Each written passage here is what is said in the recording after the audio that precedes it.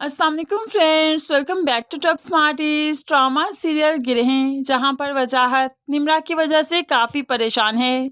जब से जोया ने वजाहत को आकर निम्रा के घर के हालात बताए, वो बहुत परेशान हो चुका है। निम्रा जो कॉल पिक नहीं कर रही, तो वजाहत जोया को पुलिस की नफरी के साथ निम्रा के घर भिजवा देता है, जहां पर राशिद को निम्रा के साथ जुल्म करने पर गिरफ्तार कर लिया चाहता है।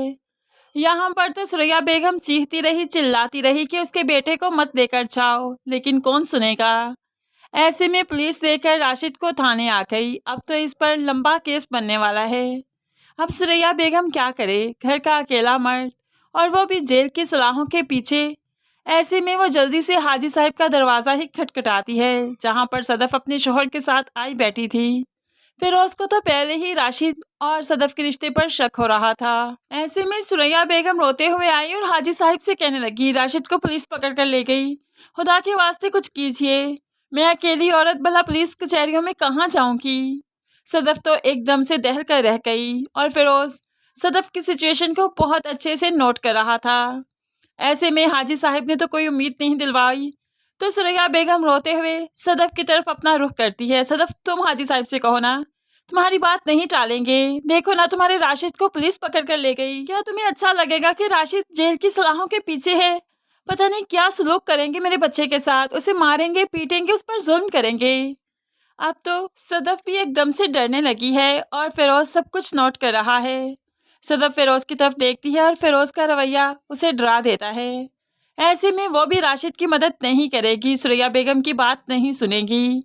सुरैया बेगम यहाँ से तो हाल ही हाथ चली गई, लेकिन फिरोज से अब सदफ बच नहीं पाएगी। फिरोज तो ज़रूर उगलवा लेगा सदफ से, क्या हर दोनों के बीच में रिश्ता क्या था। दूसरी तरफ जुनैद की मां, जो कि फरजाना के साथ रिश्ता करके आ तो गई, बात पक्की करके आ तो गई, लेकिन फिर भी दिल में खटका सा है कि उससे ये काम कैसे हो गया, जबकि वो नहीं चाहती थी। तभी तो वो अपने दिल की कंडीशन जाकर अपने पीर बाबा को बताती है, तो पीर बाबा कहने लगे, ये रिश्ता हो गया, शादी भी हो जाएगी, कोई कुछ नहीं कर पाएगा।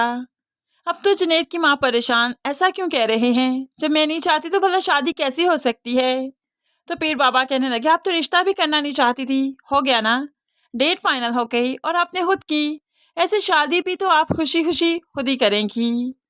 अब तो यहाँ पर पीर बाबा साफ साफ बता देते हैं ये सब कुछ बुरे अमलात का नतीजा है, उसकी वजह से हो रहा है। जुनैद की माँ खौफसदा हो गई, डर गई कि ये किस फैमिली में मैं रिश्ता जोड़ने जा रही हूँ। लेकिन अब कुछ भी हो जाए, जुनैद की माँ कुछ भी कर ले, ये रिश्ता तो तय पा ही जाएगा।